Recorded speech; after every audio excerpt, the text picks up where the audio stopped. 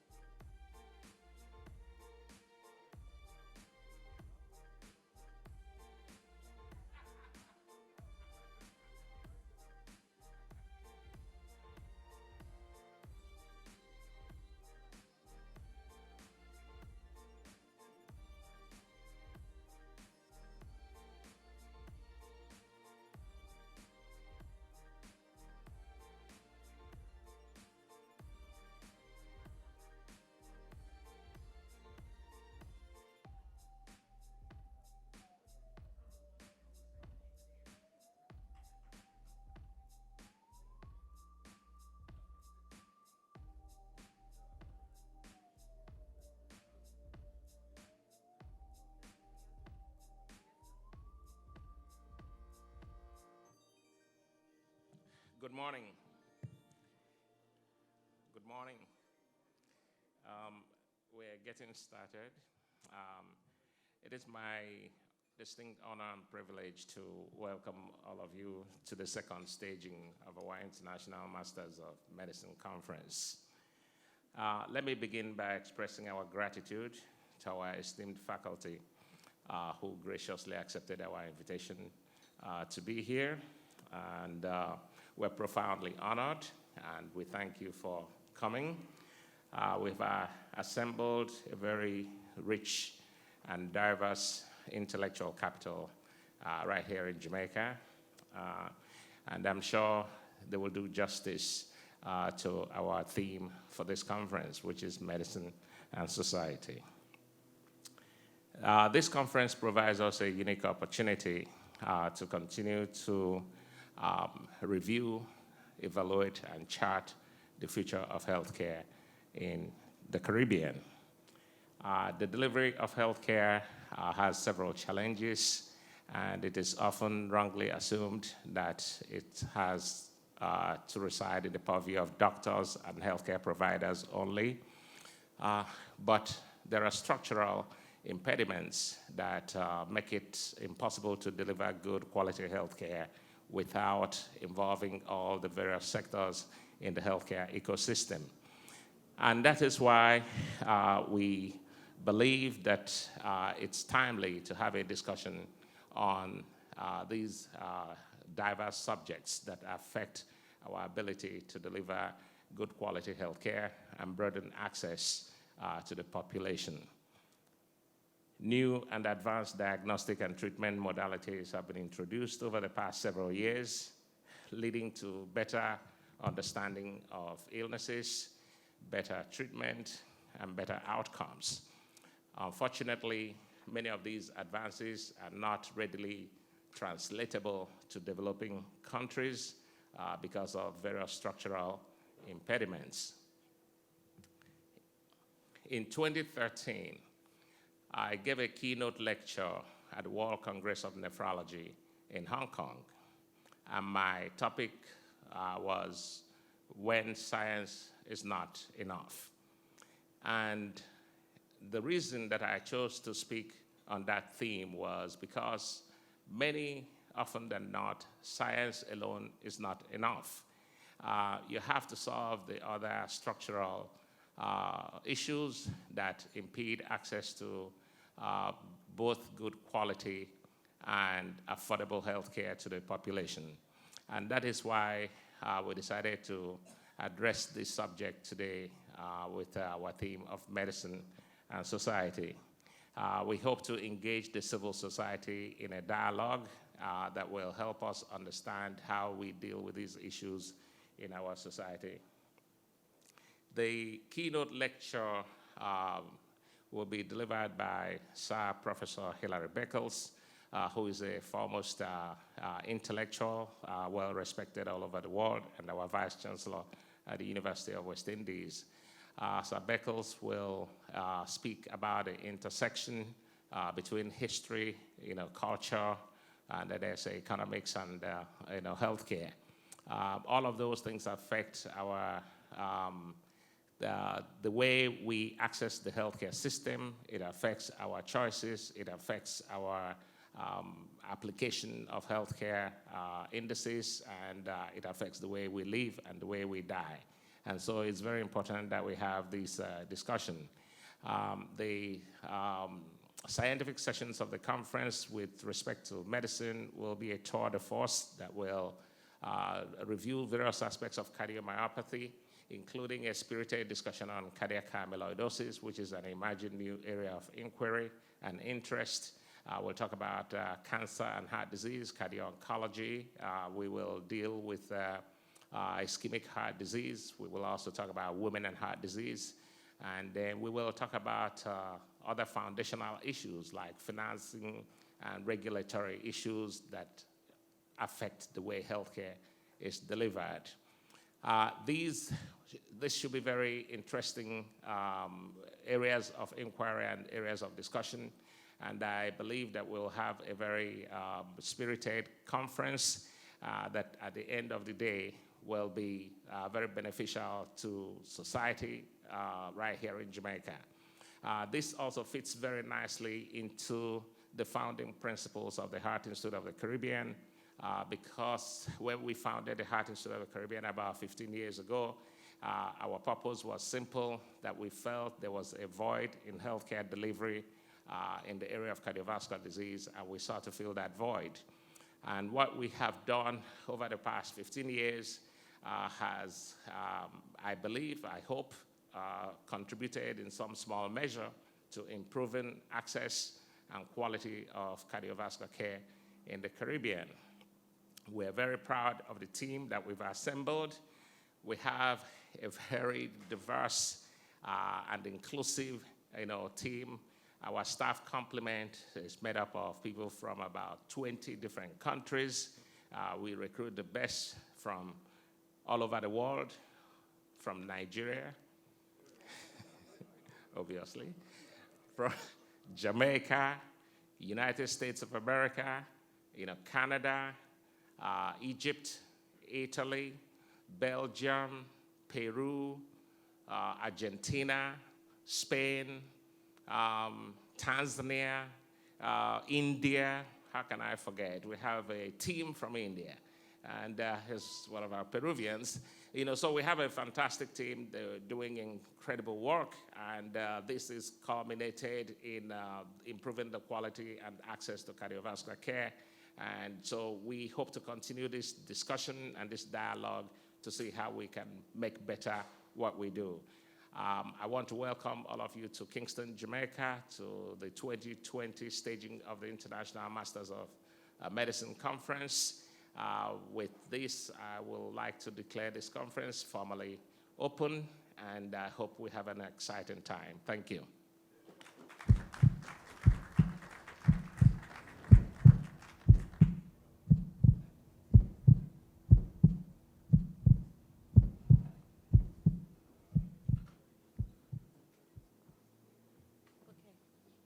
Good morning, I'm Dr. Ball. I just want to echo Dr. Madhu's welcome and thank you to the faculty. I am here to give just a few kind of ground rules to the running order.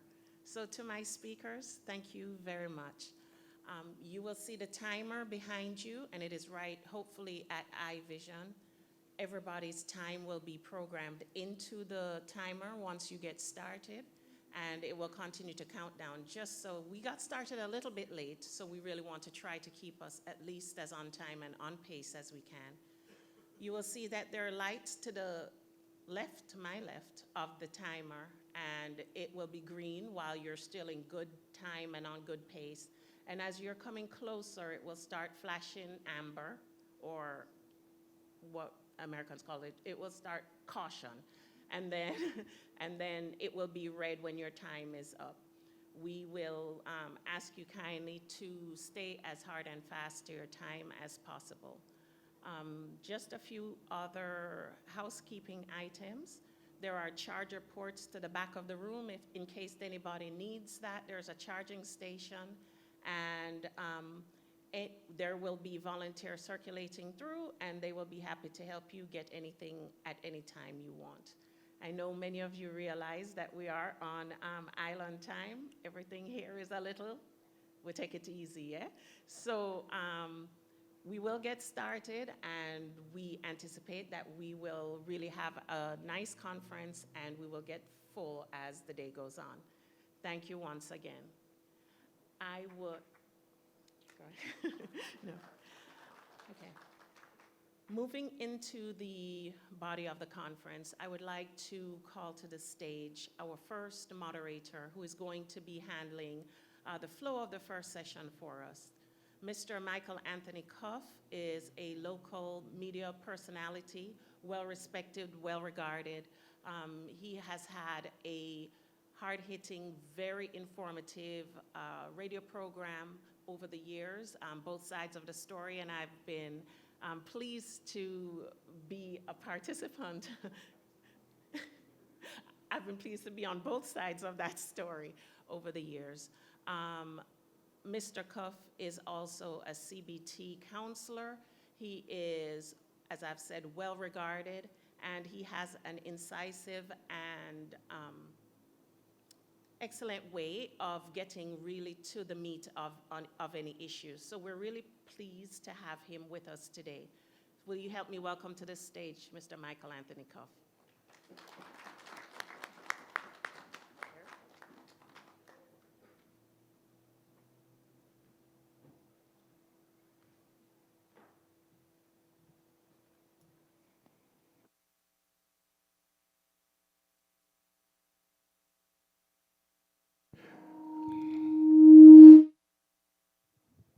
Good morning.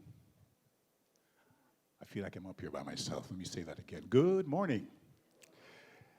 I am extremely happy and excited to be on this stage this morning.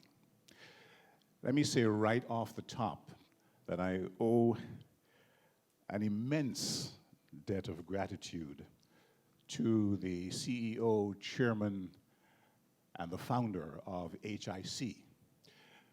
My association with him began some 5-6 years ago. And let me say that had it not been for HIC and the professional way in which they deliver healthcare, I would not be standing here today. So I'm not just a broadcaster. I'm also a cardiac patient at HIC, and I'm very delighted to tell you that I know firsthand from whence I speak. About 5 years ago, my vital organ, the heart, decided to attack me. And it attacked me not just once, but twice. And the second time around, it was far more detrimental than the first, because the first time I ended up with a stent, but then the second time around, I actually went into cardiac arrest.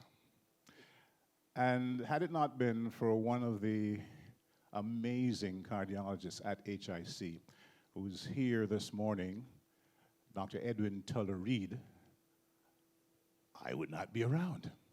So am I happy to be a part of whatever HIC is doing? You bet I am. So that's the first thing I'd like to just get out of the way. Secondly, that's why I'm happy. Why am I excited? I'm excited simply because I have learned the importance of taking care of my heart.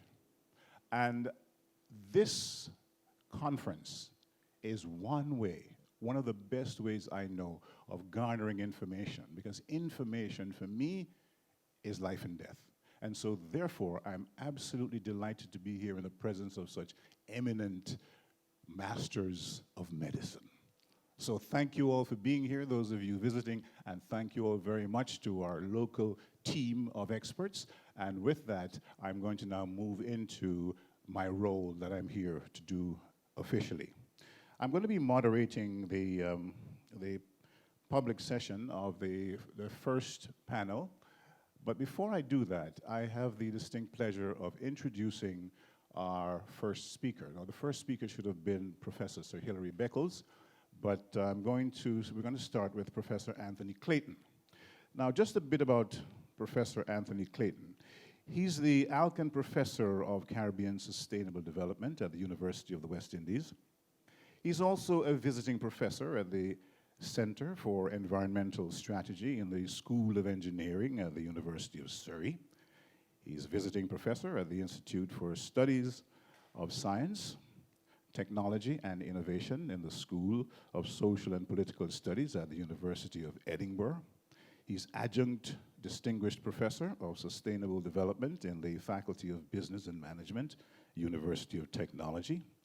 Affiliated scholar at the Jack Gordon Institute for Public Policy within the Stephen Green School of International and Public Affairs at Florida International University, fellow of the Caribbean Academy of Sciences, a fellow of the World Academy of Sciences, where he served as the chairman of the Membership Advisory Committee for Social and Economic Sciences, And he was the first person to be appointed a distinguished fellow of the Caribbean Association of Eastern European Trained Professionals. In 2015, he was awarded Jamaica's Order of Distinction in the rank of Commander. Professor Clayton's research is based on policy analysis, futures studies, and scenario and strategic planning. His main research area include national and citizen security, energy security, urban development, environmental management and development planning, and he has over 30 years of international experience in policy development. He has worked in Europe, Latin America, and the Caribbean, Sub-Saharan Africa, and Southeast Asia. He has undertaken many policy studies on a wide range of development issues for a large number of governments and for a range of intergovernmental agencies, including UNEP, DFID, the World Bank, the Commonwealth Secretariat, and the Organization of American States. I see the red light flashing. There's now code red, so let me pause here to introduce to you our first speaker here at the Masters of Medicine Conference. Please help me welcome the very illustrious Professor Anthony Clayton.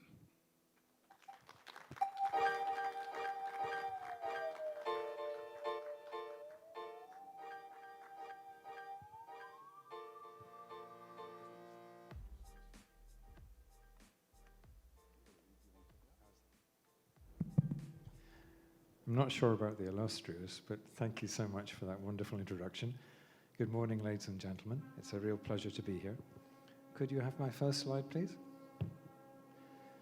I'm going to talk this morning about the future of medicine, especially with regard to the degenerative diseases.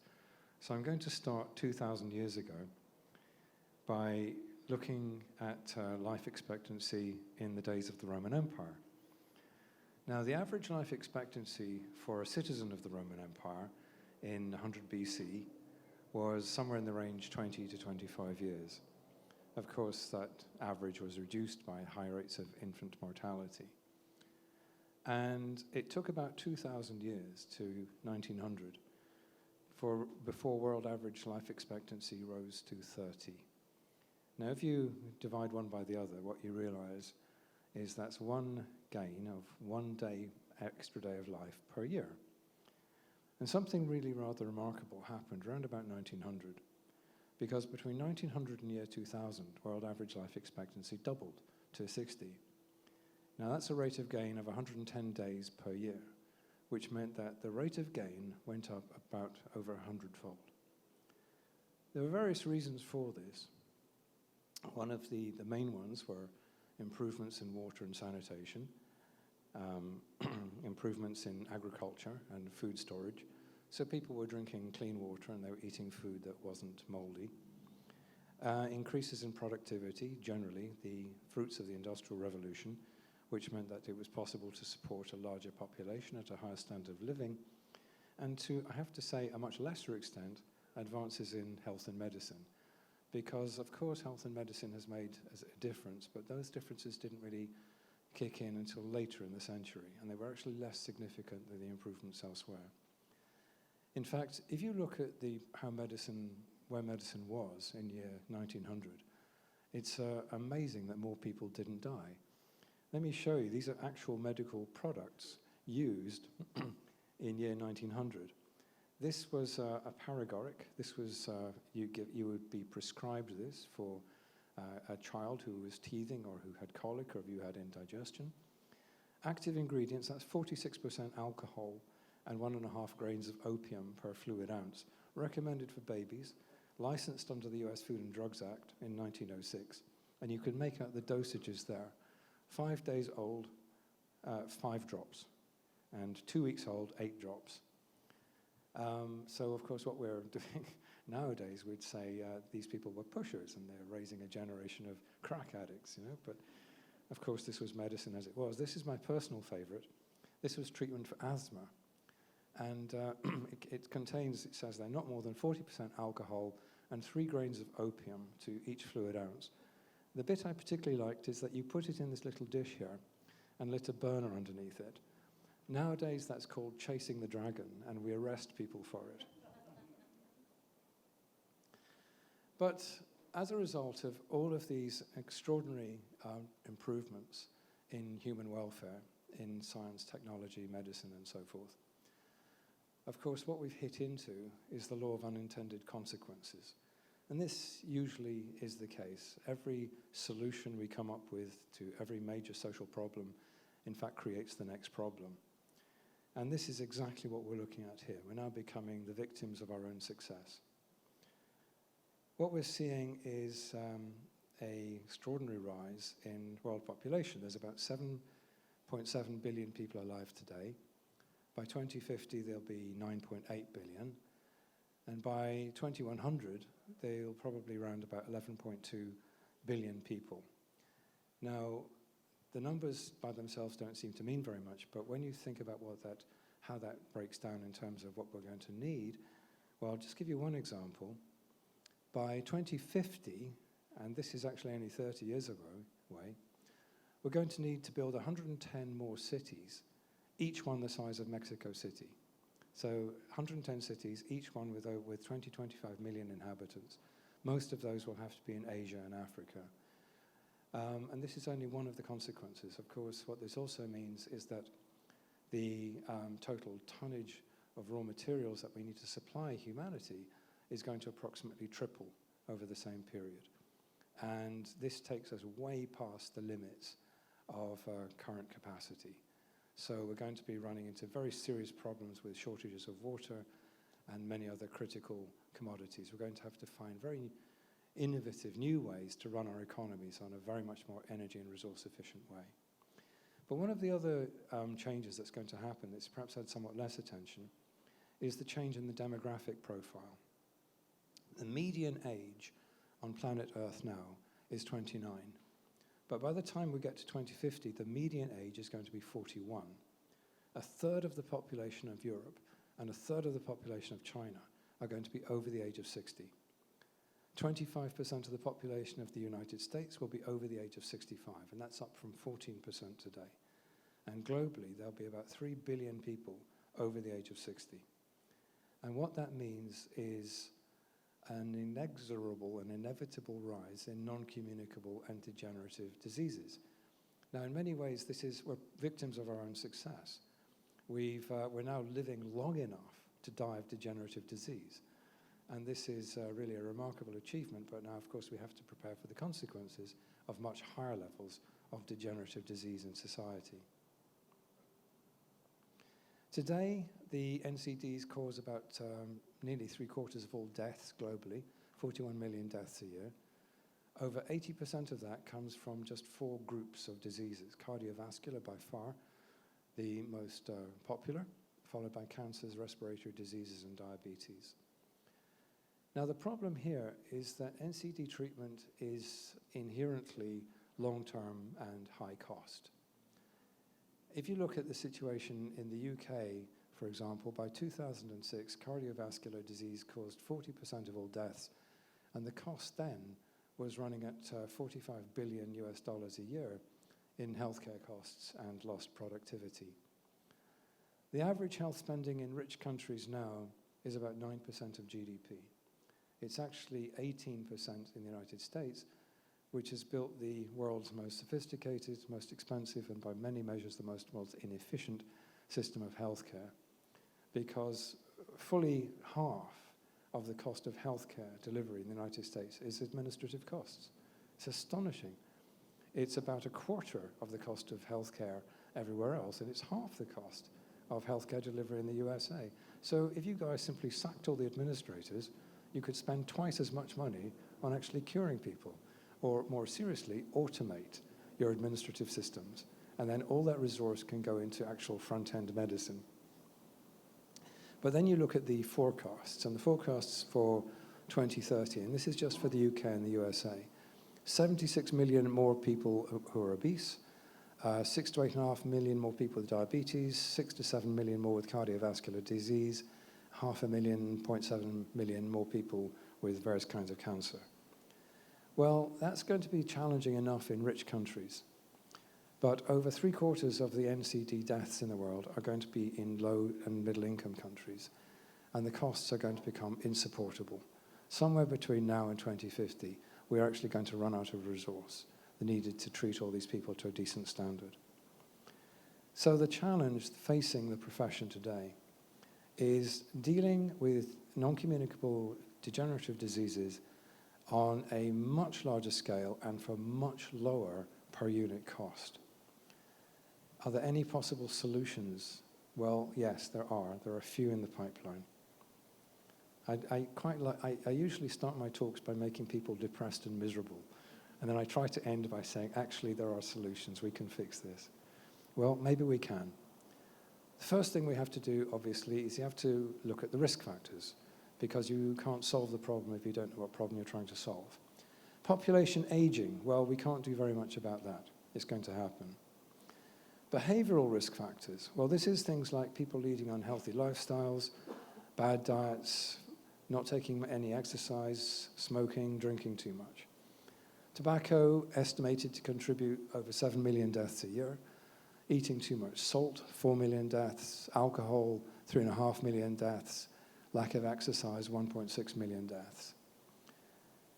Third group, metabolic risk factors, raised blood pressure, being overweight, hyperglycemia and hyperlipidemia, of course, many of which are related to those lifestyle issues that we've just discussed. And the fourth factor, which gets quite often a little bit overlooked, is the socioeconomic variable. Because NCDs are long-term and expensive, in low and middle income countries, the economic costs are devastating. And especially if it's the breadwinner who's become sick, you actually can wipe out a family economically, which means that their standard of living and their health outcomes also deteriorate. So it's not just one person who gets sick. In fact, it's their dependents who also then are much less likely to do well. So clearly, there's a lot to be said for prevention. And the effects that we can get here are absolutely astonishing. In 2007, the UK banned smoking in public places. In the first 10 years alone, there was a 20% decline in cardiovascular disease. And it's now described as the greatest UK public health achievement of the 21st century. In Finland, this is a famous case. Starting in about 1970, Finland mandated salt reduction, especially in processed foods. By 2009, average salt intake was down by 40%. There was a significant reduction in the national average blood pressure levels and an 80% decline in deaths due to stroke. We've actually got very few drugs, I can't think of any drugs, that would have a similar impact in terms of being able to raise the health status of a population. The other area for which I think has got a tremendous potential is the technological frontier. Over the longer term, obviously, genome editing.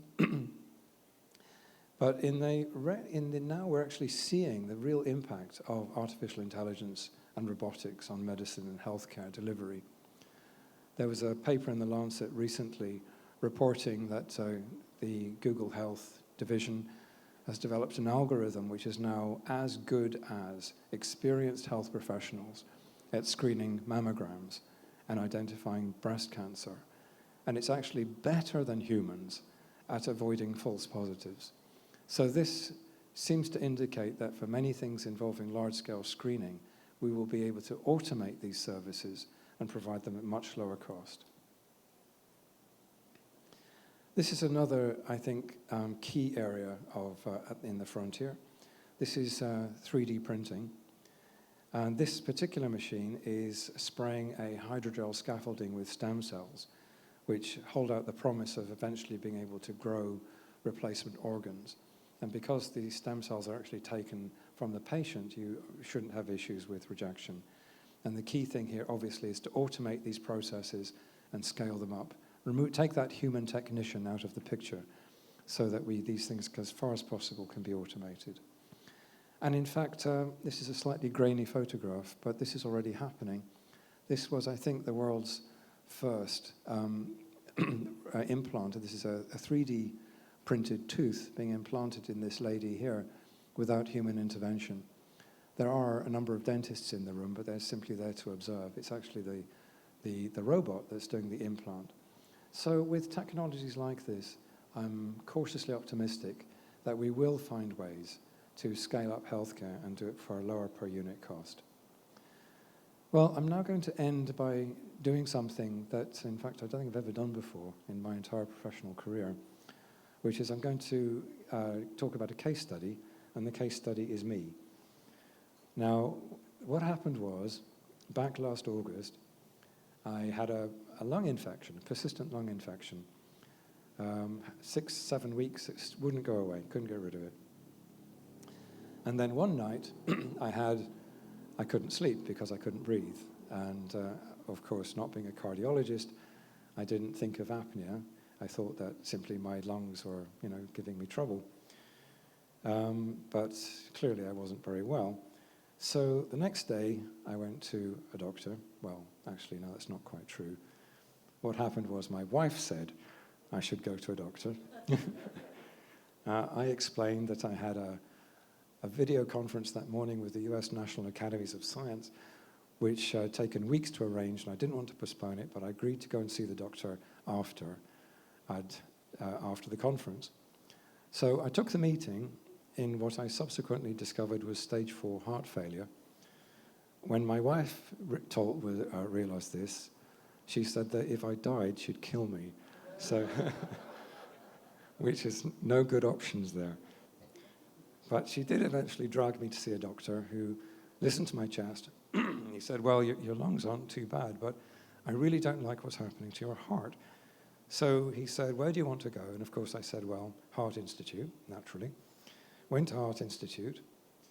The technician did a scan echo, and she gave me that look that says, how come you're still breathing?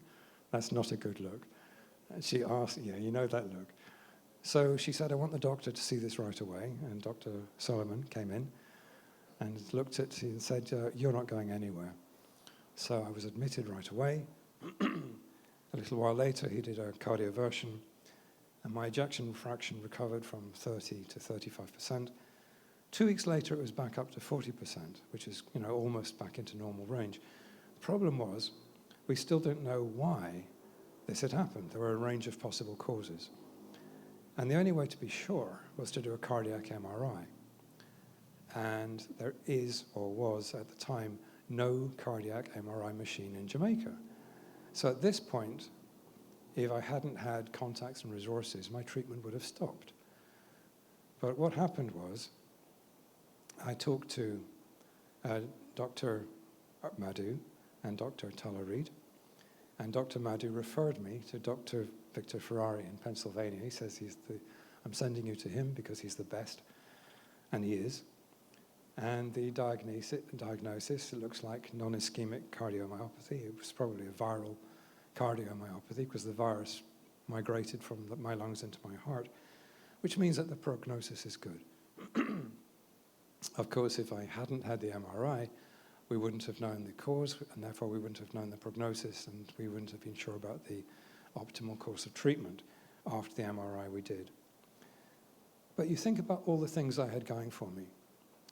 I'm an academic, so I'm not rich, Vice-Chancellor, please note.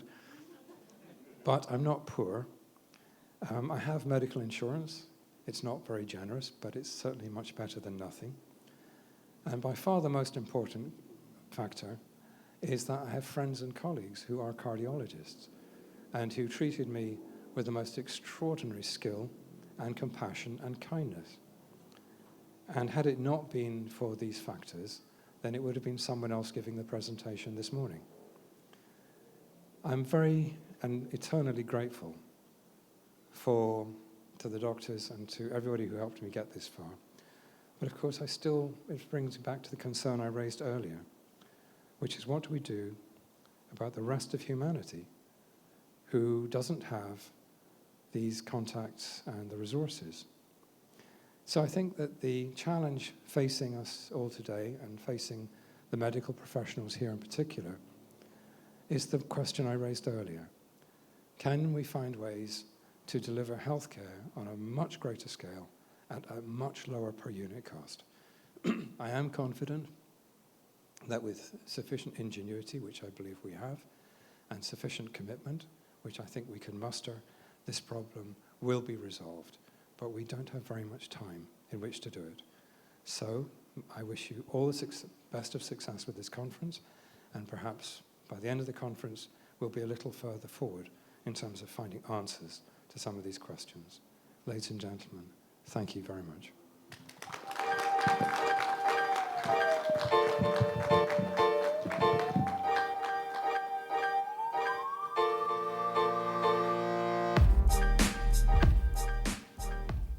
Thank you so very much, Anthony Clayton.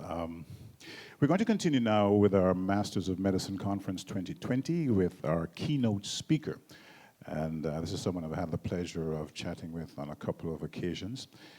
He was the one who told me that the reason for his illustrious accomplishments at such a young age is that he noticed when he studied history that all of the geniuses died by the age before 35. So he thought he was going to push ahead. I'm speaking of Professor Sir Hilary Beckles. Now, before assuming the office of Vice Chancellor of the University of the West Indies on May 1, 2015, Professor Sir Hilary Beckles was Principal and Pro-Vice Chancellor of the University of the West Indies Cave Hill campus in Barbados, and that was for a period of 13 years. Sir Hilary is a distinguished university administrator, economic historian, and specialist in higher education and development thinking and practice, and an internationally reputed historian. He is Vice President of the International Task Force for the UNESCO Slave Route Project, a consultant for the UNESCO Cities for Peace Global Program, and an advisor to the UN World Culture Report. He is also a director of Sagicor Financial Corporation, the largest financial company in the region. He's chairman of the Caribbean Examinations Council, president of Universities Caribbean, a member of the Board of Governors for the Global Tourism Resilience and Crisis Management Center, chairman of the Caribbean Community CARICOM Commission on the Reparation and Social Justice, and an editor of the UNESCO General History of African series. It gives me great pleasure to introduce our keynote speaker. His topic, Medicine at the Intersection of History, Economics, and Culture. Please help me welcome Professor Sir Hilary Beckles.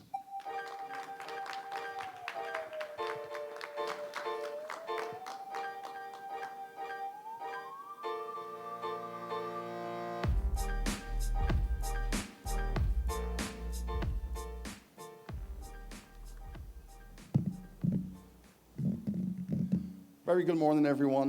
Morning. It's wonderful to have both Mr. Cuff and Professor Clayton alive with us. And thank all of you for making this possible.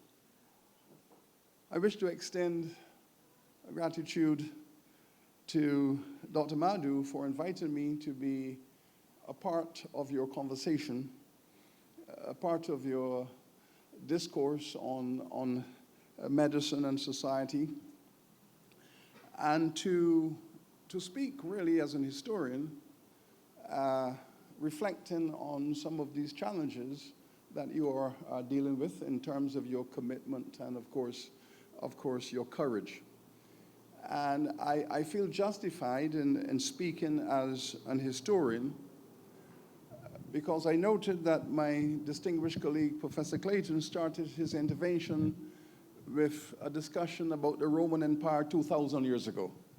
And if he can do that, I guess I can speak about the Caribbean 500 years ago.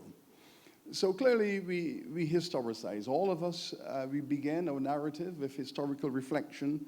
And while I am aware that there are many disciplines that believe that the historical perspective is obsolete, it is not relevant. And oftentimes I'm accused of spending too much of my time dealing with the past. And the past is not relevant to the challenges in front of us. I disagree fundamentally because I cannot imagine that anyone can make good decisions without historical perspectives. And every day we turn on our cable news and we see a president in this world who has no sense of history whatsoever making decisions about the present and the future. And we can see the catastrophe looming because there is no reflection of history and the role of the historical imagination. Dr. Madhu made casual reference by way of humor to the fact that Nigeria is significant to him. Now, that should be relevant to every medical practitioner in this room because in Jamaica, 60% of the people are from Nigeria. And what does that mean to the medical profession that 60% of the people on this island came from Nigeria?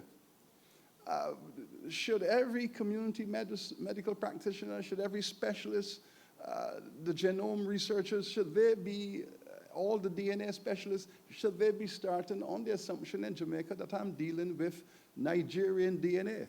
And what does that mean for the future of this country? Again, this is where we have to take the history and inject it into the conversation about medicine. And of course, those Nigerians who came here were taken through a very traumatic experience of being recruited to come here in an enslaved condition, and having had 300 years of enslavement on this island, what does that mean for the whole dramatic syndrome consciousness that has resulted? The intersection, again, of history, psychiatry, psychology, and medicine. I was always struck when I read Frantz Fanon discussions about the Algerian Revolution, where the local people were fighting this independence war, and so traumatized by French colonization, and they would come to his clinic and they would say, "Doctor, I'm in pain," and he would ask, "Well, where's the pain?" And the patients would say over and over and over again, "The pain is all over my body." And he, of course, had to deal with that. What does it mean that you're having this pain all over your body because you have had a certain kind of historical experience? I am honored to be a part of our University of the West Indies that started its journey in 1948 as a medical school. And that was not coincidental that our university should begin its journey as a medical school. What actually happened was the poor people of this region rose up against British colonization, and in every island across the archipelago, the poor people rose up and demanded an end to the British Empire. Classically, the British colonial administration, the British government, sent in a commission of inquiry to find out why are the natives revolting. And the commission wrote a very powerful report that actually became like a blueprint for the future of the Caribbean. They did a proper analysis of socioeconomic conditions across the Caribbean and focusing on one single issue, that the public health of the people of the Caribbean was the worst in the entire British Empire. In fact, they went one step further and said, the condition of the people in these islands, the medical health conditions of the people in these islands, it is an embarrassment to the British Empire. That's what they actually wrote, an embarrassment.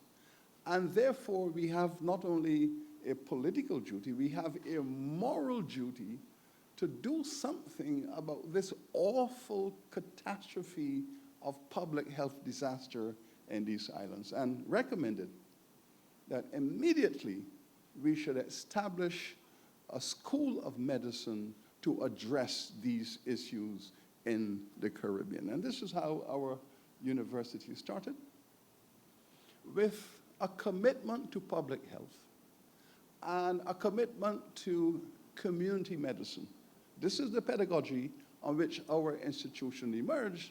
And then we came to realize, of course, that if your commitment is to alleviate the health conditions of the people, then you need to understand economics, you need to understand the history, the sociology, the culture, and from the medical discourse, mushroom all the other disciplines, in fact, surrounding, therefore, the primary remit.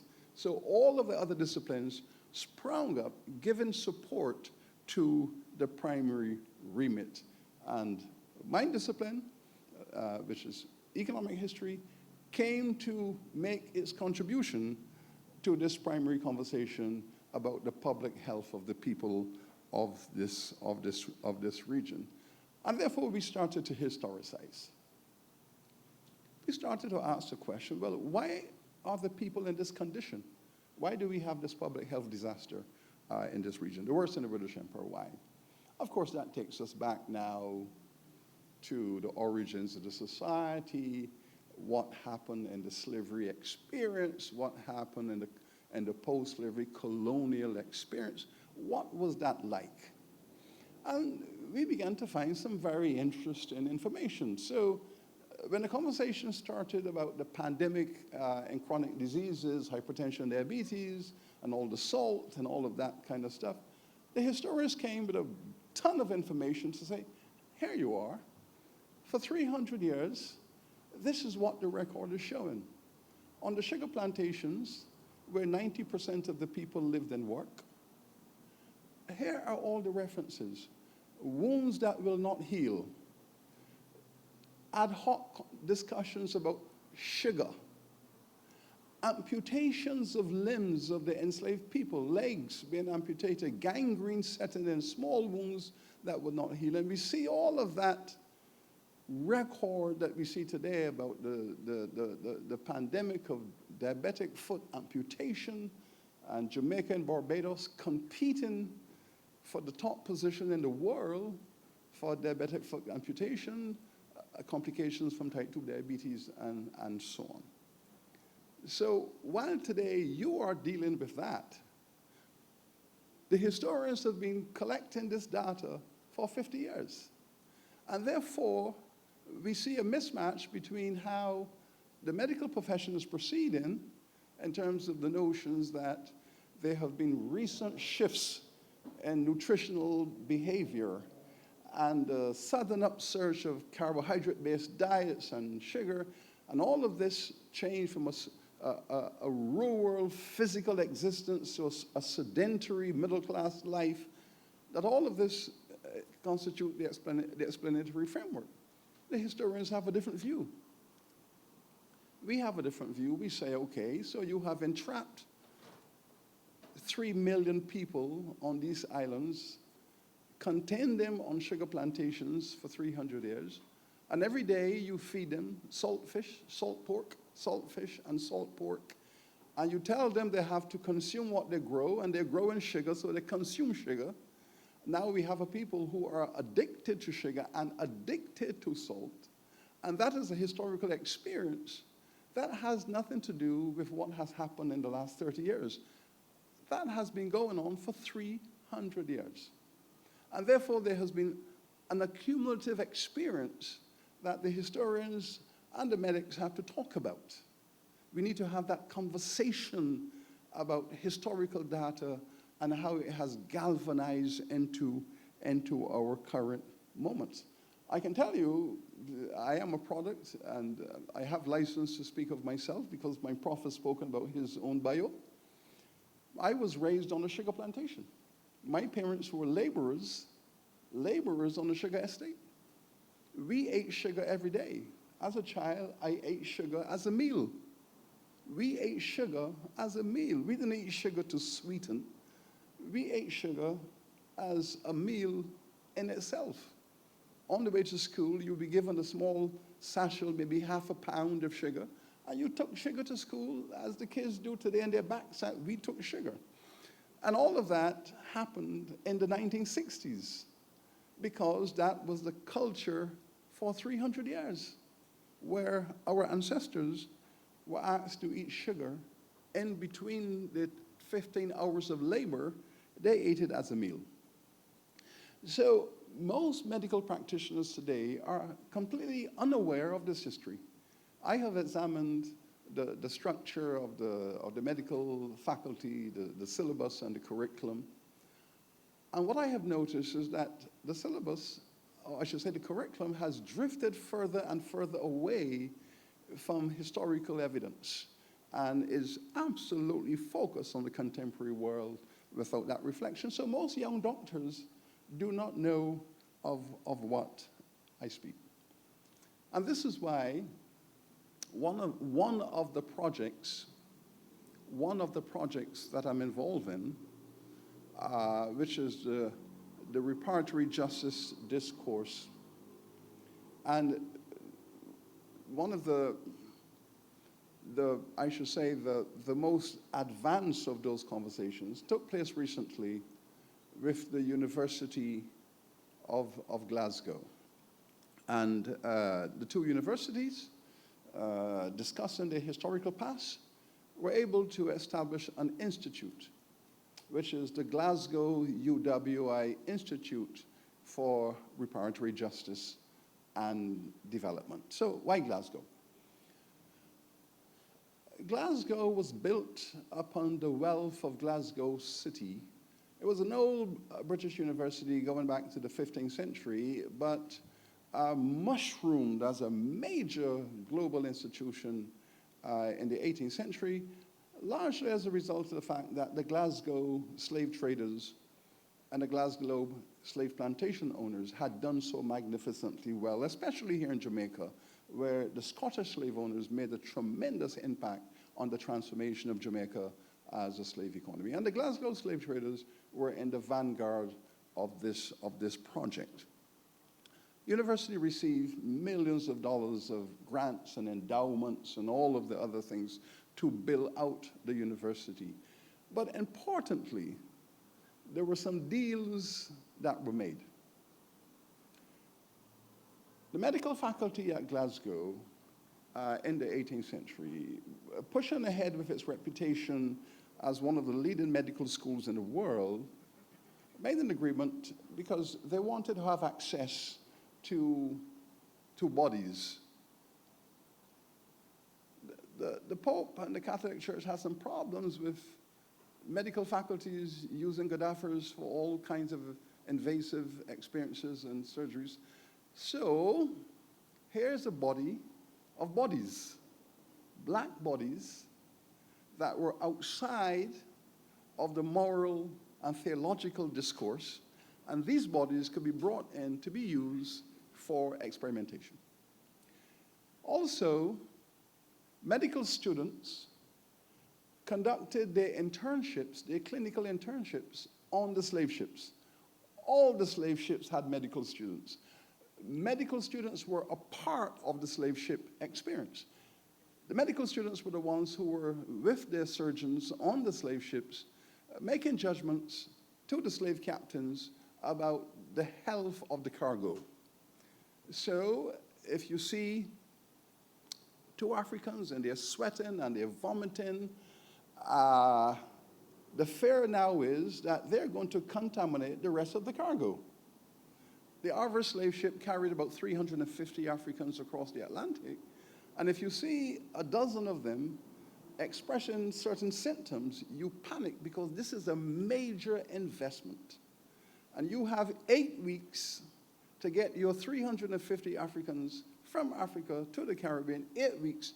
You guarantee you're going to lose 20% of them. But that 20% that you're going to lose is the determination of the medics on the slave ships. The judgment as to who is thrown overboard is made by these medical students and their professors. So what we do know is that the 3 million Africans who were thrown into the Atlantic Ocean over the 500 years of slave trading, those 3 million who were thrown into the Atlantic Ocean, that decision was made by the medical profession. Because it's the students, the medical students, and the surgeons who are hired by the slave trading companies that made the judgment for the captain to throw these people overboard. And of course, the reports we have in the archives these 10 people, sweating, vomiting, red eyes, blah, blah, blah. We suspect malaria. Off you go. We suspect yellow fever, very contagious. Off you go. What has actually happened in recent years is that some of the doctors today have looked at those records and have assessed those reports on which people were thrown to the ocean. And many of them have said, oh my God, this is disastrous. This is just dehydration. These people were just dehydrated, stressed. If they were given some fresh water and a little more space, they would have survived. Now, we have this conversation going. And so Glasgow has said, okay, we're going to work with you to deal with our historical experience of slavery, and we're going to work with you to find some solutions for the future. So we've put together, or they have put together, a budget of £20 million to throw at the research which we are now going to do in terms of reversing some of these legacies. And we have now started this work, and one of the pillars of the project is how we're going to get ahead of these chronic diseases. And we imagine we'd probably be able to raise another £100 million when we put our projects together to do some substantial research on the NCDs in the Caribbean. The Lancet, paying very close attention to this project, have approached me to sit on the Lancet Commission, the Lancet Commission for Medicine and Reparatory Justice. So we now have a Lancet Commission that is beginning its work. It will come to Jamaica in March, and there are 20 of us on this commission, and we will have our meetings here in Jamaica at the university to decide how we are going to frame our research around the economics of health, the history of health, and how we will deal with the concept of reparatory justice. Professor Clayton mentioned the question of this mass of humanity locked out of the economic structures with a human and civil right to health care, but of course outside of the market, and dying at a faster rate because they are poor, dying at a tremendous rate and living an awful life simply because they happen to be poor and living outside of the market economy. The question, therefore, is whether all of this magnificent technical and technological and scientific research which you are responsible for, how is that filtering down to the ordinary people? How is that filtering down? The answer, it is not filtering down. And then there are some very big questions such as, has the pharmaceuticals captured the medical profession? Has the market economy taken the medical profession away from its primary ethical remit, which is to take care of people irrespective of the circumstances of their material being? These are very big questions, and we will certainly be addressing some of these in the Lancet Commission. But there's some other projects we are also working on. Just before Christmas in November, the University of the West Indies signed an agreement with the University of Havana to establish a UWI, University of Havana, research center in Cuba. This is historic because Cuba has always been a closed shop in respect of interventions by other universities, but the moment has come. And now we are working together, and I can now say to you that the University of the West Indies is now a critical part of the University of Havana and therefore the Cuban medical healthcare system. One of the issues, or one of the areas we are going to work on, is this question of diabetic foot amputation. Now, this looms large across the Caribbean. Why did Barbados, arguably one of the most beautiful islands in the world, arguably one of the most relaxed and peaceful nations on the planet. Arguably, one of the places that is a prime target for people to go and relax. Why has this island become the world's amputation capital, with more amputations per day per capita than any other nation in the world? Why would such a disaster occur in a place like this? Hell, literally hell in paradise. Well, I don't think you can run away from the history. It is the first slave plantation in the world in which Africans were the majority. In this hemisphere, Alaska to Argentina, it was the first place where Africans were the majority. And that occurred in 1664. From 1664, Africans were the majority in the population on this island, ahead of any other part of the hemisphere. Then the sugar plantation kicked in. That became the model of development. That became the ecosystem within which these people lived for 300 years. Then there's a question of the mortality. 600,000 Africans were imported into this island. 600,000 Africans were imported into this island in the colonial slavery period. What is the population of Barbados today? 280,000.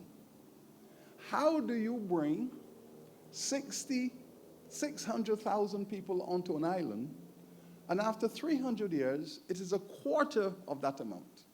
Well, you should know that the one feature of human beings is that they have sex and have babies. No matter what, that's what they do. So what accounts for this massive survival rate? Massive mortality rate. It's the ecosystem. It's an ecosystem that was devastating of human life. Now we have a quarter, just a third of the population alive. Well, it is not surprising, therefore, that if you take the marker of NCDs, Barbados is the sickest island in the world. A beautiful paradise, but with a 98% black population, this black population is the sickest population in the world if we take NCDs as our marker. Now, the medical fraternity on that island in this region now has to deal with this avalanche of diabetic foot. The Cubans have said that they have found a way to, using infrared light and other forms of light, to focus on the extremities and promote blood flow. We are fascinated by this because if they have found ways to increase blood flow and to significantly reduce diabetic foot amputation, then that technology and that science has to be migrated across the region and the world. And this is what we intend to do with the center. We know that Cubans have made a tremendous impact with eye surgery, the cataract removals, all of the laser technology around visual and impact of degenerative eyes. They are now the leaders in this region in that regard. They are now emerging as the leaders in the issue of diabetic foot amputation. And our center in Havana will be a part of that. But the Cubans have embraced their history in search of explanations, because if you have populations that are addicted to sugar and salt, then you have to find a sociological explanation and a cure. Again, Prof. Clayton made reference to the Finnish community that found technical ways to reduce the sodium in the consumption of beverages and food, and that is fine. But if you have an addictive culture, an addiction cannot be solved just by labels and by reducing through consumption. You have to get to the root of it. You have to take an entire generation of people and take them through a curative process. And that is what we have in the Caribbean, an addiction to salt and sugar. I have, in my household in Barbados, I have a gentleman who takes care of my garden and the stuff of that kind so that my wife can enjoy her roses. He's diabetic. He's 70 years old. He's diabetic. I have sat down with him, I cannot tell you how many times, to speak to him about the management of diabetes, what you must do, what you must not do. And he sneaks behind my back. He goes to the supermarket and he buys 2 sodas, and he would drink those sodas for his lunch. 80 grams of sugar, one time, down his throat. Now, followed by cakes and buns that are made primarily of sugar. And he says to me, he says, "Prof, I can't help it. I've been doing this all my life. I can't help it. I can't help it." So we speak about salads and we speak about fruits and vegetables and balancing and blah, blah, blah, blah, blah. And he listens, yes, and then as the first moment he gets, he runs to the store to get his sugar fix. Massive amount of sugar. Massive. He is just typical of millions of people in the Caribbean. Millions of people in the Caribbean who do that every single day. Because our culture, because of our history, is addicted to salt and sugar. So that is the tsunami. That is the tsunami that this region is facing. That is a tsunami that is going to devastate this region. And if we don't get to the root of it by historicizing it, understanding it, and finding social and psychological interventions, we have a huge crisis, a huge, enormous crisis facing us. And so I say then, I hope that the Lancet Commission that we are part of will make a significant contribution. I hope that all of you, as you proceed with your magnificent interventions to help your patients, would understand in this region the kinds of human bodies that you're dealing with, the history of these bodies. And I hope that one day, Professor Madhu, that they will come to realize that Jamaica is a pool of Nigerian DNA, and maybe that approach would also give us some interesting interventions at that level. But the history is important. And I urge all of you not to become addicted to historical information, but to use it selectively and critically to give you insights. Thanks for the generosity of your attention. Thank you.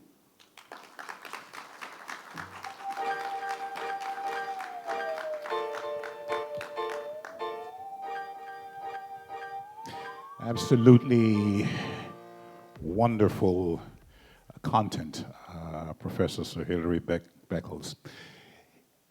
Context is extremely important, because without context, we can't make those vital connections in terms of moving forward. And it's something that I feel very strongly about. So, Professor Beckles, thank you so much once again, sir, for the reminder. A very timely one. So in approximately 2 minutes, we'll be starting a panel discussion. And just so you are aware, we're going to have a microphone on the floor, and at any point that you have a question and you would like to direct it at any member of the panel, please feel free to do so, because You've got questions, we've got answers. And so therefore, in just about, well, we'll make it less than a minute, we'll be getting started with our first panel discussion. Are you okay so far? Yeah? Yeah, I think the content has been very rich, and let me tell you something. Over the next 2 days, it's going to get even better. So we're just getting warmed up here, all right? So in the meantime, I think it would be good to give you an idea of who my additional panelists will be, because in addition to Anthony Clayton and Professor Beckles, I'll be joined by 3 other new individuals. And let me just kind of give you their bios before they appear. Dr. Mark Anderson, in August of 2014, he became the William Osler Professor of Medicine and Director of the Department of Medicine at the Johns Hopkins University School of Medicine. And in November 2014, was named the Physician-in-Chief of the Johns Hopkins Hospital. Dr. Anderson is an elected member of the American Society for Clinical Investigation, the National Academy of Medicine, the Association of American Physicians, the American Clinical and Climatological Association, and the Foundation Lodek Scientific Advisory Committee in recognition for his accomplishments as a physician, scientist, and leader in the discovery of medical knowledge. So that's just a bit about him. See, we've condensed all these bios immensely. So he'll be joining me shortly, along with Dr. Barbara Hutchinson. Now, Dr. Hutchinson is the managing partner of Chesapeake Cardiac Care and past president of the Association of Black Cardiologists. She is passionate about caring for people with cardiovascular diseases, which is the leading cause of death in both men and women. She was born in Tobago, West Indies, and received that's for those who are visiting with us, in Tobago, West Indies, and received her Bachelor of Science degree from the University of the West Indies in Trinidad. Her childhood curiosity about heart disease in her father's family led her to the United States to pursue a career in cardiovascular disease management. She completed a PhD in cardiovascular pharmacology at Howard University before going on to the University of Maryland in Baltimore, where she completed her medical degree, residency in internal medicine, and cardiology fellowship. At the University of Maryland, she was the first African American to hold the titles Medical School Class President and Chief Resident in Internal Medicine. Dr. Hutchinson has presented many papers and lectures nationally and internationally. She's a member of several medical associations, which include the American College of Cardiology, Association of Black Cardiologists, American Society of Echocardiography, American Society of Nuclear Cardiology, and the American Academy of Sleep Medicine. So that's our second panelist. And finally, Professor Ernest Madhu. He is the chairman, CEO, and founder of the Heart Institute of the Caribbean and HIC Heart Hospital, the leading center for cardiovascular care in the English-speaking Caribbean. Named by Grupo Media as one of the world's 100 most influential people in healthcare at their awards ceremony held recently in Dusseldorf, Germany, Professor Madhu is an internationally recognized authority in cardiovascular medicine and innovative healthcare systems and solutions. And as a distinguished professor of cardiovascular medicine and advanced imaging technologies, Professor Madhu is a board-certified in internal medicine, cardiovascular medicine, nuclear cardiology, and forensic medicine. Professor Madhu has published more than 100 peer-reviewed scientific papers in leading academic journals, including such journals as Nature Medicine, Journal of the American College of Cardiology, Cardiology Research, American Heart Journal, Clinical Cardiology, Journal of Hypertension and Circulation. He is a fellow of the American College of Cardiology, American College of Physicians, American College of Chest Physicians, and Royal College of Physicians of Edinburgh. And he is one of the first set of non-European cardiologists to be honored with the Fellowship of the European Society of Cardiology. Nearly 20 years ago, that was a long time. He serves on the World Health Care Congress Leadership Council and on the steering committee of the International Cardiovascular Disease Network, along with other international opinion leaders in cardiovascular medicine. We're very honored to have him, not just on the panel, but to have him here in Jamaica and the HIC. So, would you give all three of my additional panelists a really nice round of applause as we get set to get into our first panel discussion.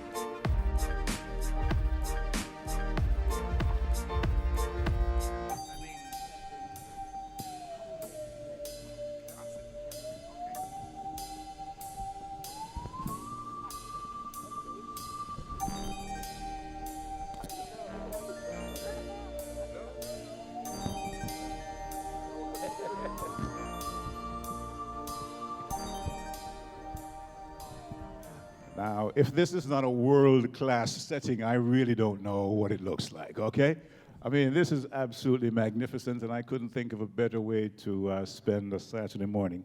Let me just welcome our additional panelists and say thank you to our presenters who went before. Thank you very much. And of course, what I'd like to do here is to just kick things off. Dr. Madhu, I'd like to start with you if you don't mind, because based on what you heard Professor Beckles and Anthony spoke about earlier, is there anything you'd like to really add to what they've had to say that you want to build on? Wow, no. They said everything. The only thing that I can say is you can't get far if you don't know where you're coming from.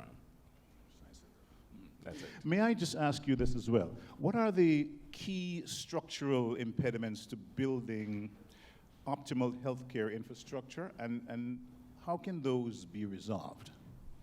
So that's an excellent question.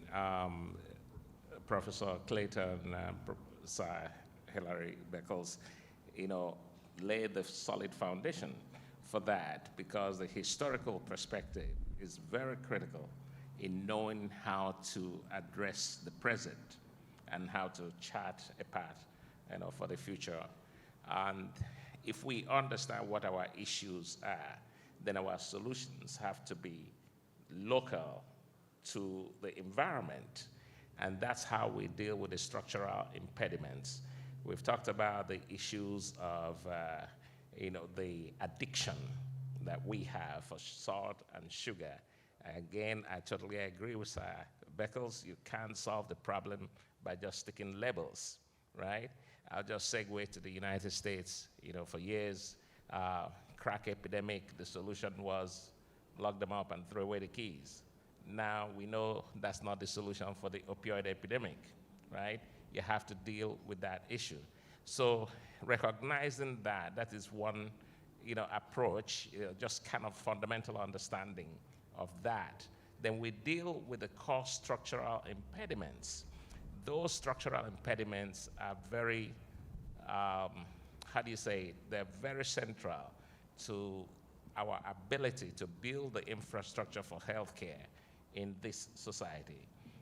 It could be from bureaucratic structure that makes it impossible to bring labor into the environment. You have to have the free flowing of the type of intellectual capital that you need to deliver the services. As I alluded, we have staff from about 20 different countries. The reason is because the quality of care for cardiovascular medicine that Jamaicans deserve, we don't have the skill sets in Jamaica to deliver that level of care. Now, with time, we want to train that skill set to be local persons. But how do you get there? You need to make it possible for the intellectual capital to move into the place to do that. You need to make it possible for capital to be accessed. You need to make it possible for equipment to come into the island. We don't manufacture anything. You got a stent. How do we get that stent in? The customs process have to be sensitized. The registration process have to be, those handling it have to be sensitized. People's lives actually do depend on this. We get a nuclear generator into the island. Is it reasonable for somebody to hold on to the nuclear generator for 2 weeks, and by the time you receive it, it's an empty shell? All the activity is gone. Mm-hmm. You don't have a cyclotron in Jamaica where you can go get your unit doses made for you. So we need to understand that the entire infrastructure for good healthcare delivery depends on an entire healthcare ecosystem that is not just the doctor. Being able to expedite. Because as you've taught me, time equals tissue, especially when it comes to cardiology. Okay, so Dr. Hutchinson, I'd like to come to you next in terms of the theme for the conference, which is medicine and society. From where you sit with the many hats that you've worn over time, what in particular appealed to you in what you've heard so far? Well, two things. One is I've been stuck on the whole issue of addiction of salt and sugar. That's number one. But additionally, it's how do we get around that? How do we solve that problem? And I realized that it's not a problem that could be solved just by the medical physicians. When you look at the United States and tobacco, for example, I remember when I first went there 30 years ago, traveling on a plane 6 hours, everyone was smoking, and now it's gone. But it wasn't just the medical field that took care of that. Everywhere you go. Now in my hospital, you can't even smoke on the hospital grounds. So this is how far we have come. So everyone else has been involved to enable that to take place. And I think it's the same thing with the salt and sugar. I have a patient that I take care of, she's from Jamaica that now lives in the States. Every time I see her, we talk about our friend. How is your friend? And her friend is salt. She has high blood pressure and she has such a hard time. She says, the food doesn't taste good. And so we talk about retraining her taste buds to salt, to not having salt. But I think it's not just the physicians, but we have to go back to the restaurants that we go to eat. They have to cut back on salt, the foods, the processed foods, and even the professor mentioned the fact that his gardener would go sneak on the pies. The people making those pies have to be accountable now for how much sugar they put in it. So it's all around. I recall several years ago, ABC went on a trip to Asia. And as part of our trips, we visited different hospitals. And we visited a hospital in Asia, and it still sticks with me. When we all got back on the bus and we were talking, we realized that there, the patient paid like $20 to $25 for an echocardiogram. And when we got back on the bus, we said, well, all these physicians that are reading their echocardiograms were trained in the United States and have just gone back home to China. Why is it that the cost of an echocardiogram in the US is still so much more expensive than in China? So I listened to the talks earlier, and the thing that I am also struck at is the fact that even if we have all the care accessible to us, if we do not have the resources, we can't get to it. And so how do we make those resources available? How do we make the care such that the ordinary person can have access to it? And I know we talked about community health centers and community care. Yeah, it's amazing how much emphasis we place on drug addiction, but food addiction is very real. And of course, salt and sugar, the main ingredients, okay? I see Professor Clayton nodding vigorously while you were speaking. What were you thinking, Anthony? Well, there's a couple of points that were made, and of course also by Professor Beckles earlier. We don't have treatment that is anywhere near as effective or as cost-effective as behavioral change.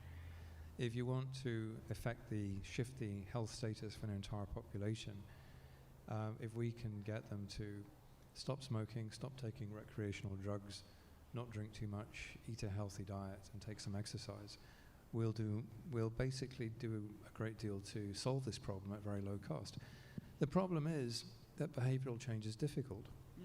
And various initiatives have been tried. Labeling doesn't work very well.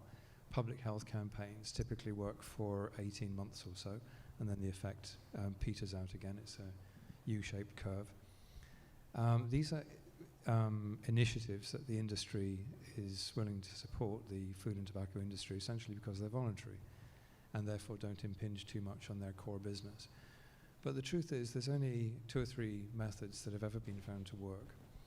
One of them is when you actually get societal change, as we've seen with smoking, where a behavior simply becomes no longer acceptable. The second route is legislative, and there's been legislation, for example, to remove trans fats from foods and to ban smoking in public places and at hospitals, and this has done a great deal to actually get people to change their behavior. But the third method, and this is the one which I think has been relatively underexplored, but where I think has actually got the greatest potential, is re-engineering food products.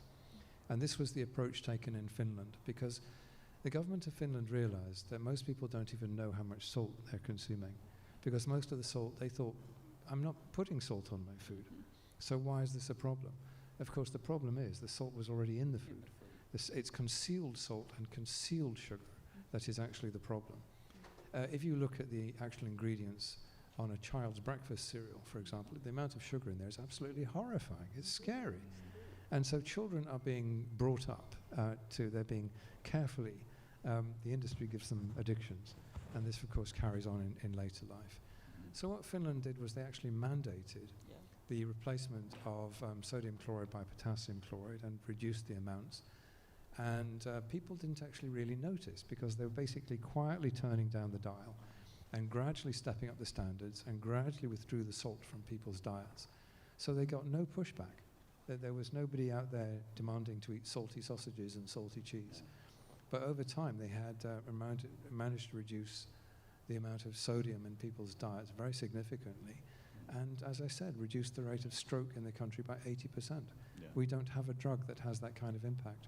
So we have to focus on behavioral change, but we have to have some quite sophisticated strategies for getting people to change their behavior in ways that doesn't cause a negative reaction.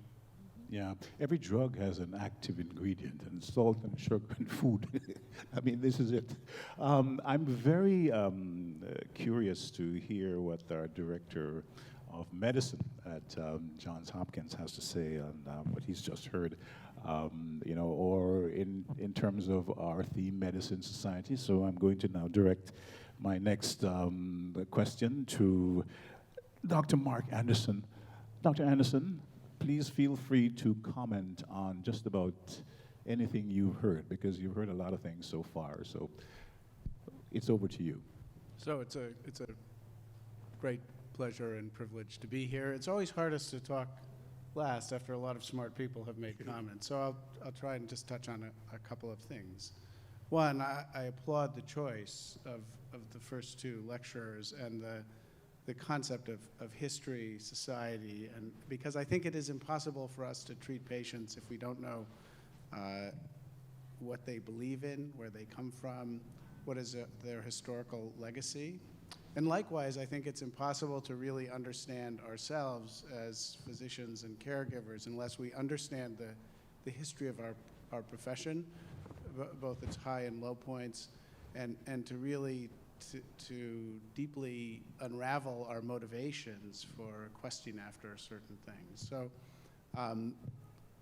we've talked a lot about, we heard about the great expansion of lifespan and how that had something to do with medicine, but for the most part it had to do with public health and other societal issues. And now it is bumping up against this ceiling of imposed by chronic diseases.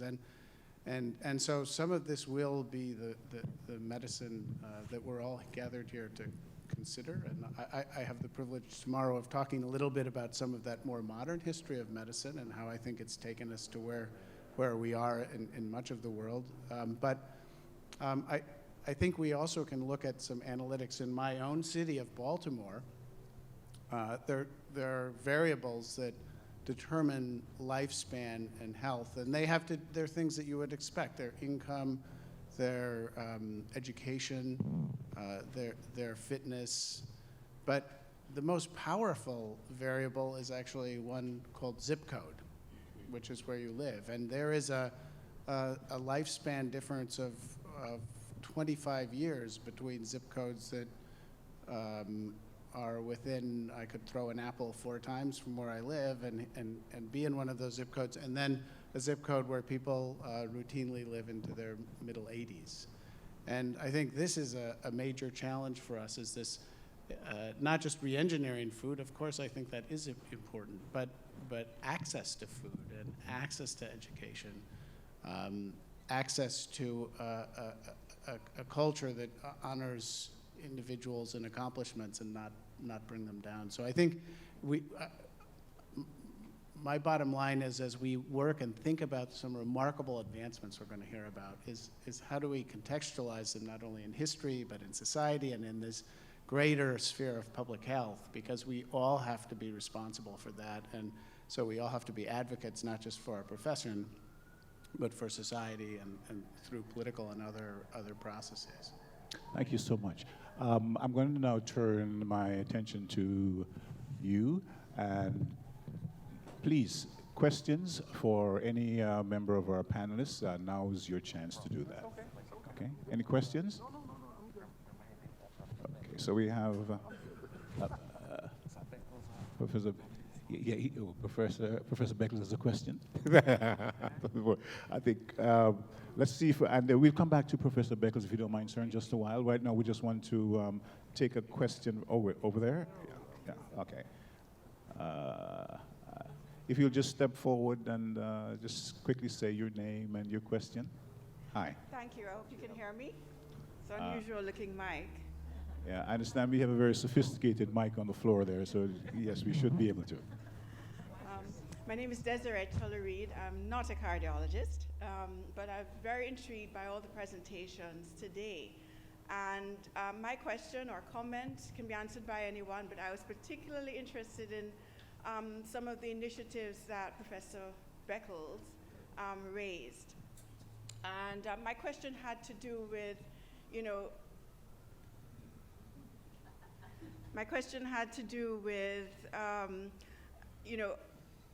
a little bit more about what's being planned to do with this agenda that's being set by the Reparations Committee and the Lancet Committee, as far as speaking to some of the issues you raised. And one of the areas I thought about was one of the areas that underlies our behavior, and the work of people like Fred Hickling and their sort of insights into the population psychology, or I should say population psychiatry, and some of the factors that influence behavior, and so the interventions that have been successful, especially among children, in influencing behavior, self-perception.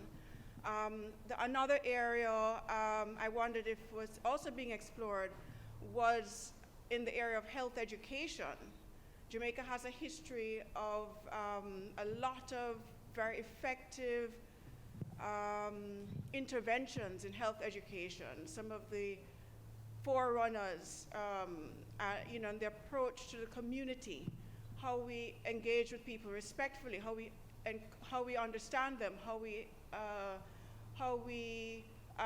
empower them to make changes that benefit themselves. And I think there are aspects of health education now that we're actually neglecting in favor of more of a mass marketing approach, and we're sort of losing track of some of the interventions that help us eradicate so many infectious diseases and change the landscape of fertility behavior in Jamaica. Oh, so those okay. two aspects. Sorry.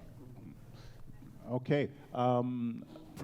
Professor, where do you want to start? There was Okay. One of the subjects we are exploring on the Lancet Commission, Medicine and Reparatory Justice, is the question of historical responsibility, which says, in the context of Caribbean islands and Caribbean countries,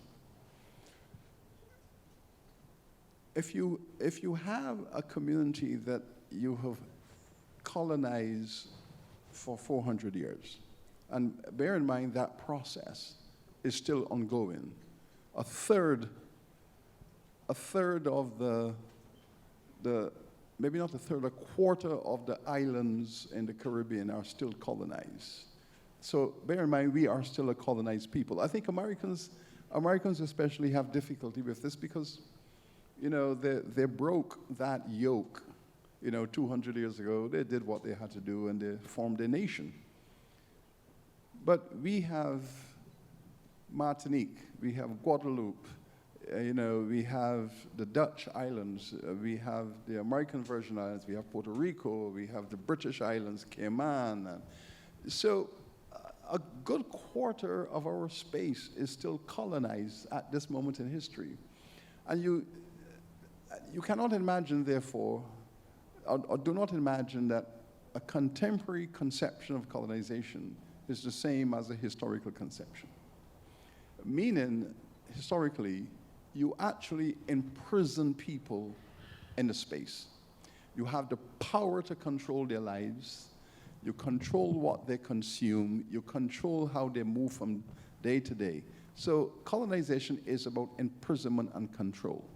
And therefore, if you force millions of people every day by refusing them alternatives, by feeding them sugar and salt, entrapped in their villages and their places of work, and they are colonized, and they have to do this every single day, and you remove choices, what you have actually done, you have forcefully driven a people into addiction. So the addiction of the Caribbean peoples to salt and sugar is not a democratic choice of addiction. It's not that you wake up and say, I love sugar. I'm going to go down to the supermarket and buy this stuff. No. This has been passed on by generation through the forced feeding of a people through salt and sugar. Now, we brought in the salted pork to feed the workers of this region. So maybe 80% of what they consume for 400 years was imported salted stuff, viciously salted. And then, of course, as I said earlier on, you develop a dietary pattern in which sugar is consumed as a meal. Now, so here we are now, an independent nation, and we have choices. The truth of the matter is that one can build up the argument. And of course, when I say this, I'm fully aware that I'm entering into a very controversial space, but that is fine. We have a duty to say that given our history and what was done to us, that it is criminal to continue it. Prof. Clayton made reference to the fact that the basic stuff that the children are fed with at school and in the villages, the cereals and all of that stuff that they consume. It is a criminal pattern of behavior to enforce that upon people who are already historically addicted. Yeah. And we cannot just leave it to a matter of a low-level discourse about public education. I believe that in much the same way that we have said there is legislation in the world today that if you use your wealth and your power to enslave people, it's a criminal offense. All over the world we now have that because we saw what happened in the past. Why can we not take the same conversation and say, we know what happened in the past, and it is now criminal to perpetuate it and frame our policies within that context? Yeah, and that's why the historical context is so vital. I see him getting the code red, so what I need to do, if I could just take one quick question, and then we'll wrap. One quick question. Okay, there's a lady in the back. All right. You could just, yeah. Good morning, everyone. Morning. I'm Donaldo. Oh, this on my? Oh. Morning, everyone. Donaldo Myrie, senior chem major, bio major, chem minor. I attend Howard University as well. I'm glad Dr. Beckles spoke about the connection between our colonial history and how it has impacted our region today. A part of that impact is how people view seeking medical aid, which was alluded to. You know, what I want to ask is, speak how the money thrown at research might help in changing the ordinary person's mindset towards seeking medical assistance, you know, before it's too late.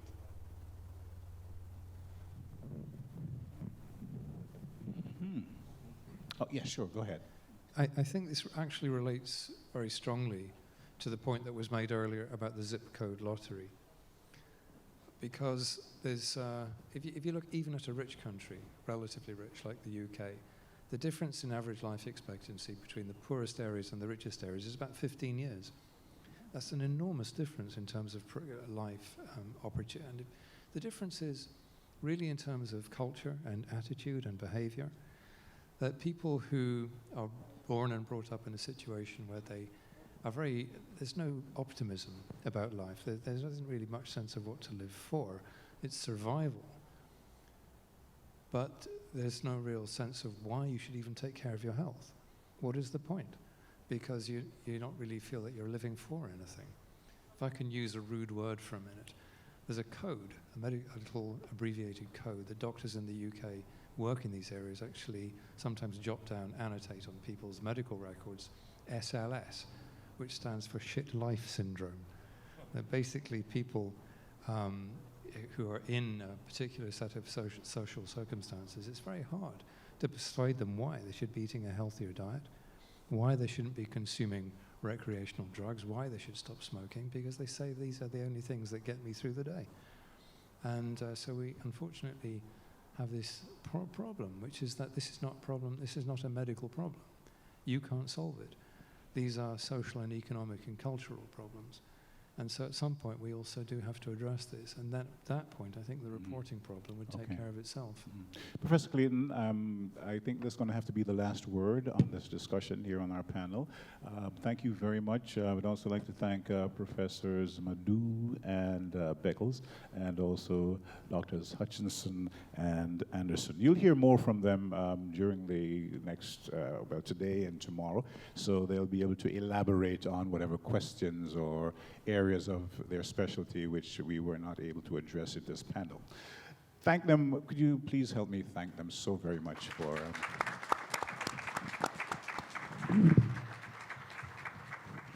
Oh, just about here, thank you all very much, Dr. Madhu and Dr. Ball. I'm going to ask you both to come up here because you have a very special award to present. So I'm going to turn things back over to you for that particular exercise. And from me, it's been a real pleasure. I'll be around to continue to imbibe the information. And so thank you all very much. It's really been a pleasure. Thank you.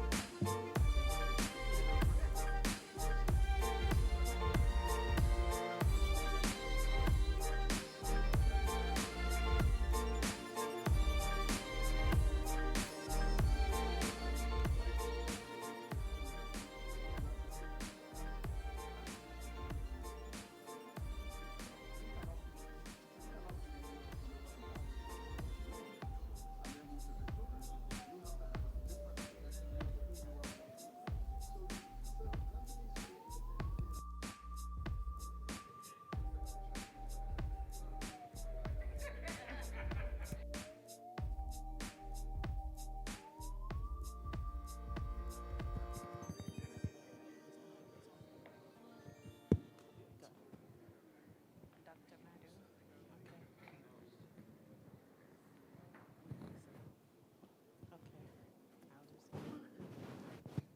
Okay. So thank you everyone for your attention so far, and it has been a fascinating morning and a fascinating discussion. We want to break a little bit from the conference just to recognize someone who has been pivotal in healthcare and healthcare education in the island, and somewhat of a trailblazer. And so I want to turn it over to Dr. Madhu to explain to you what we're doing here. Hello again, everyone.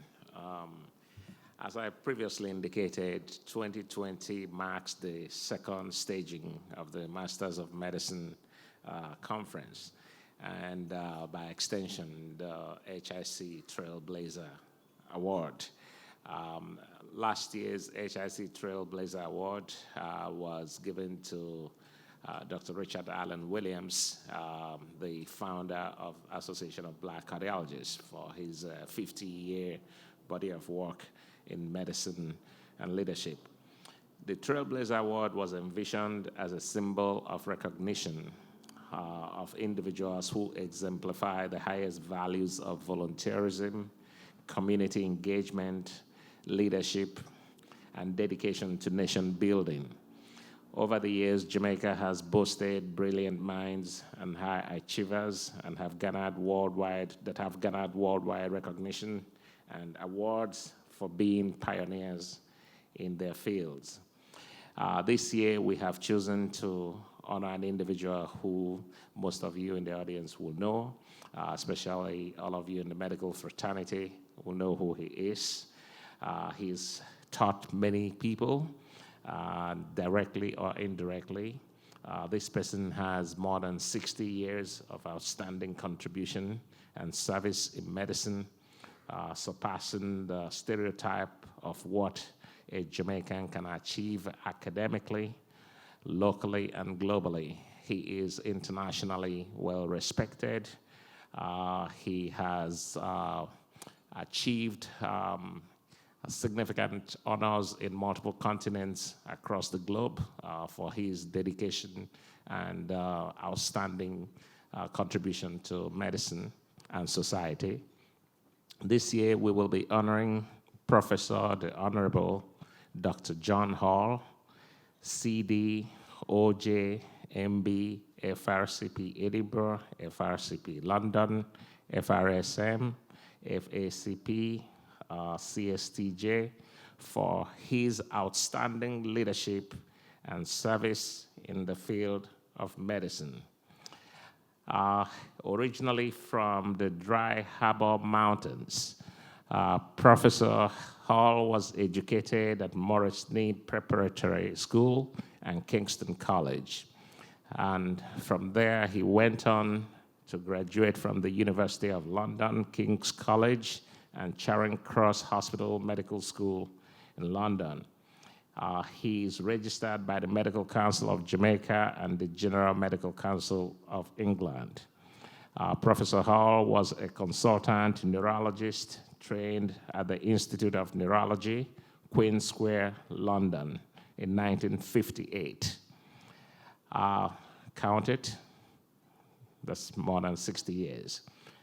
Dr. Hall honed his training by serving as a fellow in clinical neurology, guess where? At the University of Pennsylvania. So the pain community is also here. Professor Hall returned to Jamaica, where he founded the neurology clinic at the Kingston Public Hospital in 1963 and served as chairman of the Department of Medicine for many years. Continuing to transfer knowledge, in 1972, he served as a visiting assistant professor of clinical neurology at Columbia Presbyterian Medical School in New York. Professor Hall has been recognized as a fellow of the Royal College of Physicians of Edinburgh. As the longest-serving regional advisor on record, he has been awarded the President's Quiche. In 1979, Professor the Honorable Dr. Hall was given the Centenary Medal of the Institute of Jamaica for service to medicine. He was subsequently honored by the Medical Association of Jamaica for distinguished services to medicine in 1986, and also served as president of the Medical Association of Jamaica from 2003 to 2005. Subsequently, he has also served as chairman of the Medical Council of Jamaica for many years, and just recently left that position. Among his many awards, too numerous to list, just highlight a few. He's a Justice of the Peace of St. Andrew since 1977. He's a Fellow of the American College of Physicians since 1976. He's Commander of the Venerable Order of St. John of Jerusalem since 1979. He's a Fellow of the New York Academy of Sciences since 1987. He's a Fellow of the American Academy of Neurology. He's been a Senior Fellow since 1990. He's a Fellow of the Royal Society of Medicine since 1991. He is also a writer. He's published a very well-acclaimed book, which I commend all to read. It's a tour de force, as a journey of medicine in these climes. That book is titled Clinical Embrace, a mid-century journey to the Kingston Public Hospital, which he published in 2000. He served as editor of KPH, the high seat of medicine in Jamaica, and has also written about medical ethics and challenges and opportunities. Professor Hall has authored several peer-reviewed papers and in many reputable journals, and has provided testimony by invitation before the 93rd Congress of the United States of America. So it is my distinct honor and privilege to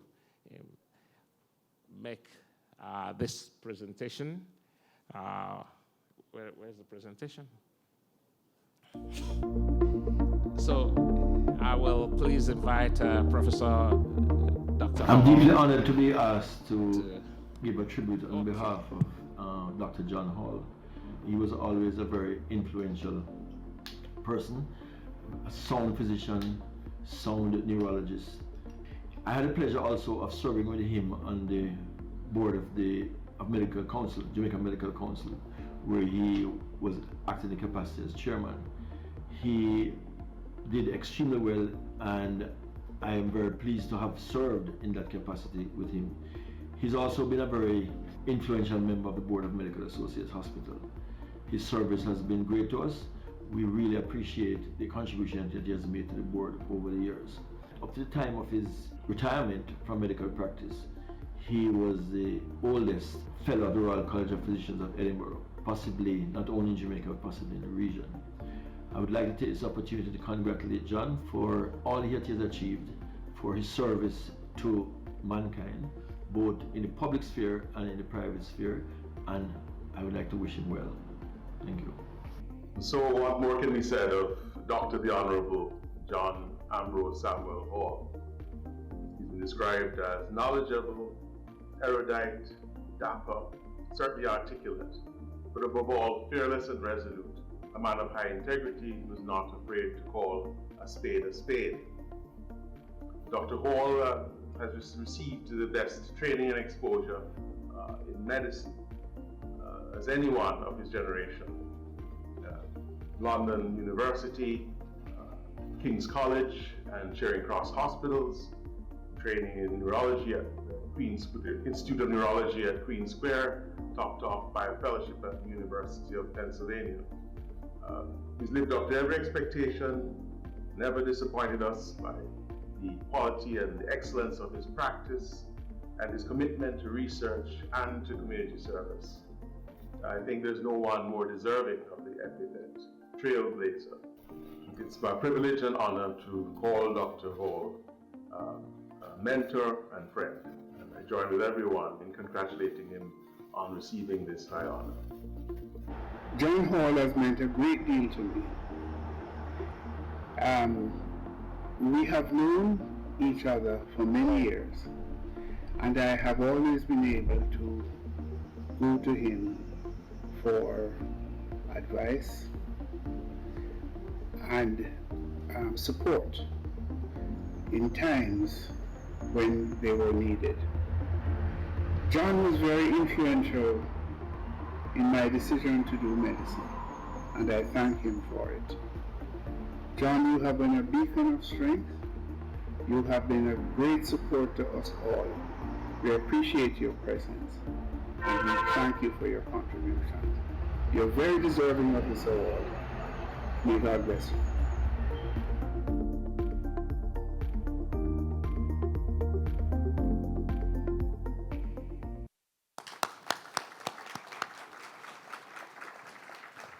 So you've just had appreciation of Dr. Hall. From beginning was Dr. Michael Bambury, CEO of Medical Associates Hospital, followed by Dr. Edwin Tollereid, Chief of Clinical Services at the Heart Institute of the Caribbean, and Professor Owen Morgan, former Dean of Medicine at University of West Indies. And it is my honor and privilege to present this award to Professor Sir John Hall.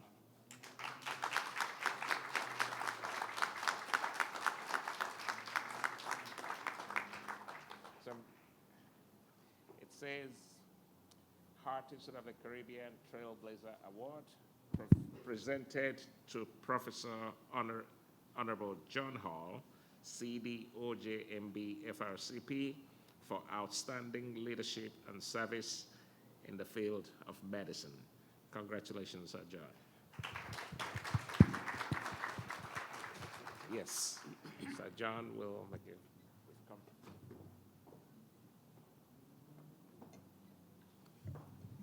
Thank you, Ernest. I am very humbled and privileged to receive this award. As Professor Beckles spoke earlier about conditions in Jamaica, I stand here as a beneficiary of Lord Moyne's very searching report on the scandalous state of medicine and healthcare in Jamaica up to the 1938 period, when there was an upheaval here and in the rest of the Caribbean, following which there was a report by Lord Moyne, and 14 medical scholarships were offered for the Caribbean colonies. The news came to Jamaica, and Jamaica grabbed all 14. In subsequent years, there were some. I got one of them, and that's how I became a physician. I graduated very early. I was just 24 when I got my degree at the University of London, so I was able to come back to my country and serve Jamaica for half a century or more. It's been a great privilege for me to have worked at the Kingston Public Hospital for most of those years, during which time I believe my vision was to bring hope, health, and happiness to many thousands of people whom we saw in those clinics. And my purpose was really to spread among my colleagues a vision of service of high quality, and to the people we served to help build what I suppose one could call social culture, which of course would lead to better economic conditions, which Father Manley advised us to achieve following his bringing us to political independence. It has been a great honor and privilege to serve my country all these many years, and now that I have retired from active medical practice, I think I owe it to myself and to my family to enjoy my home a little more than I have been. My stay at KPH, I think, has been appropriately recorded in Clinical Embrace, where the ups and downs of working in the government service with its inefficiencies, patches of nepotism and all that, my exile by them to the Caicos Islands, and other interesting, frivolous, and sometimes humorous adventures during that period might entertain you. I also had the great privilege, with the assistance of the late Hector Winter, then editor of the Daily Gleaner, to compile the history of that great hospital which existed before the coming into life of the great United States Republic in 1976. KPH preceded that, and we have documented all that and brought it right up to date. Entertaining and interesting, and a great training ground for practicing good medicine in a slum environment, shall we say. I want to thank Dr. Madhu and his team and the HIC group for giving me this very privileged award, which has made me feel so humble. And I will give you my word that I will try, so far as I am able, to spread my own vision of practicing high-quality medicine in Jamaica among my friends and associates. Thank you very much indeed.